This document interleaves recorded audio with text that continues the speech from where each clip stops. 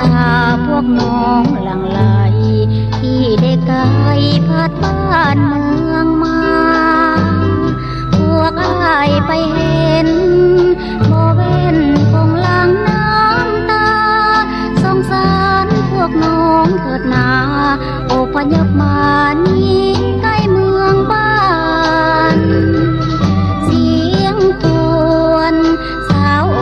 พยพหลบหนีย้อนมีศัตรูหาวีจึงต้องหนีพัดถิ่นสถานมาอยู่อาศัย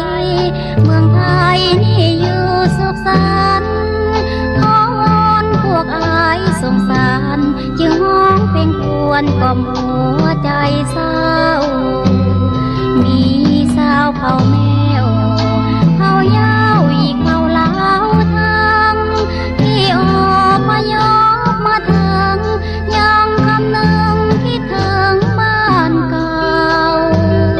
มาอยู่ไทยนี่ก็เหมือนบ้านเกิดพวกเขาพวกน้องบ่ได้หงอยเหงาขอมีเจ้าเป็นห่วงรักษาหลายปีที่อพยพ